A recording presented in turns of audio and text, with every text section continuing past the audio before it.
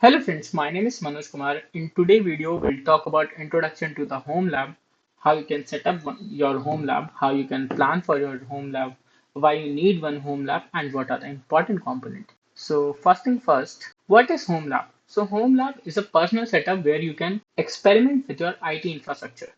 Okay, we'll come into the IT infrastructure later on. You can create your servers, you can create your networks, you can create your VMs, you can test your software, and what else. It is good for learning perspective, and it is also for testing.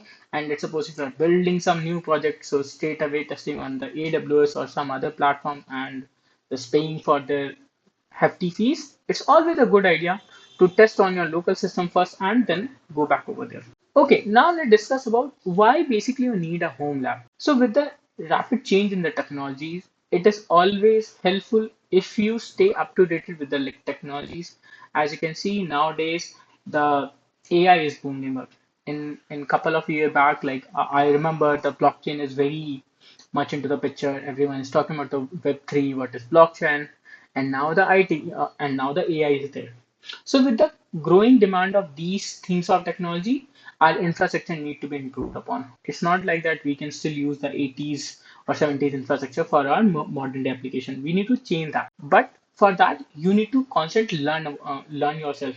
Because even in college days, I don't think so. They are teaching us the latest technology. I can straight away say from my experience.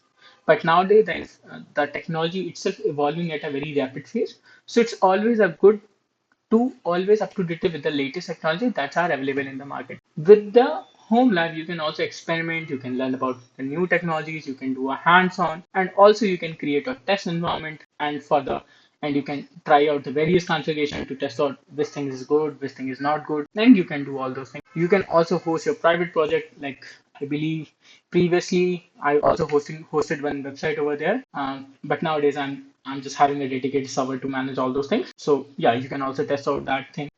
Okay, so now the another thing is that how you can start your home lab. So to be very honest, there is a no certain point that you can follow. For every person the path will be different. So first of thing, you need to define your goal. What basically you want to achieve from there. Either you want to host a private project or you want to learn new things. So once you have your goal defined, then you can jump into it. Then you can also define what kind of setup that you need. You need a totally the virtualized setup, you need a physical server, or how exactly you want it. You need to plan those things accordingly.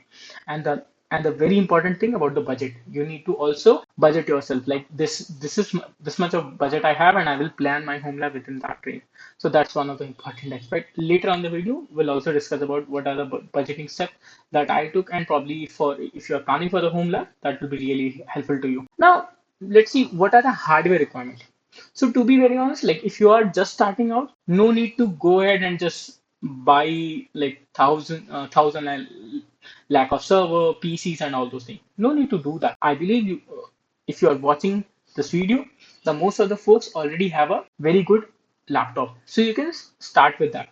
That's how I started. So once you have that, you can try something like VirtualBox, and there you can create your VMs. You can install Proxmox over there. You can install TrueNAS over there. I believe the ESXi will need more configuration. If you laptop support that, then probably you can go with that, and that's how you can start your journey. Once you have that, you need to like understand what once you started the virtualized setup, then the next step will be like purchasing or some investing something on your hardware side of things. Like I know few of my colleagues who totally rely upon the virtual setup. They don't require a physical hardware. But in my case, I have few of my physical hardware also. If you are just increasing your home lab in a physical server, then probably you need routers, you need switching, and all those things. Down the line, they are also required. Now, what are the software setup that you can use? So for the storage, if you want to go with the full nerd mode, then you can use like something like Chef. And if you want a very simple thing, then probably you can just install the Linux on it. You can run NFS, and that's the easy way to start with up. Or if you want something fancy, then you can probably go with the TrueNAS also. It's really good tool for the storage management. Then there is a paid option like Unraid. You can also go with that. So those are the thing. Now, for the virtualization platform, you can either go with the Proxmox, VMware, Hyper-V. If you're totally nerd, then you can go with the Zen server. No one is stopping you. For my setup, I have a like a mix and match. I have a Proxmox and one of the ESXi one of the ESXi node. And if you want to stay up to date with the latest technology, then you can also try to build your home lab with the help of Docker, Kubernetes, and like these things. Like in my home lab, if you talk about, I have few Docker services that are running. Now, what are the common challenges like whenever someone is coming into the home lab? So, what are the common challenges they have? The first thing is the power and cooling. So, if you are running multiple PCs in your system in your home, then this will shoot up your electricity price. If you are staying in a rented apartment, you are earning good, then these things are good. If you are living with your parents, then they will definitely ask you where are the power is going on and why the bill is so high.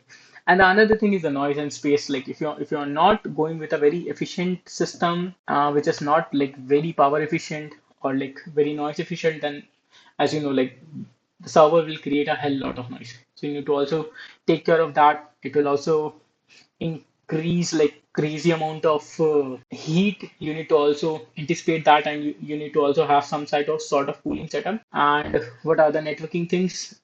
You have to have like you have some sort of wiring for proper cabling and everything. Now, what are the course management tips? Okay, so when I started with the as I stated, I started with the virtual box. I deploy most of my things over there, but later on, when my pocket allows me, I go ahead and picked up few tiny PC. Some people also called as a thin client from the HP, and that's how I started. And they all are refurbished. I did not go and invest on the first end product, so that's how it is. And I have like a one giant PC. Probably in some upcoming video, will let you know like how exactly my home lab look like, what are the services I'm running. We'll talk about all those things. So I started with the old hardware, and I have one switch. So the story behind the switch is that someone reached out to me over the LinkedIn. He asked me to write a review about some of the product that I was using back in time. I just wrote a review, and then they credited me some amount. So I thought, okay, let's just invest on a networking gear. So that's how I have my network solution. And yeah, and if you also want to efficiently optimize your cost, or you cut down on your cost, you can also go for open source solutions. Like instead of going with the ESXi and the another vendor, you can try with the Zen server, you can try with the Proxmox, you can try with the TrueNAS, you can go with these technologies. So I believe you like this short video. This is all about the home lab, like how you can plan your home lab, and what are the cost effective things that you can try in building out your home lab. So I believe you like this video. If you're having any suggestion for building your home lab or something, if you need my input, please let me know over the chat. You can also reach out to me over the Twitter. I will be more than happy to assist you with that. So with that said, we are good. We'll catch up in the next one. Till the time, peace.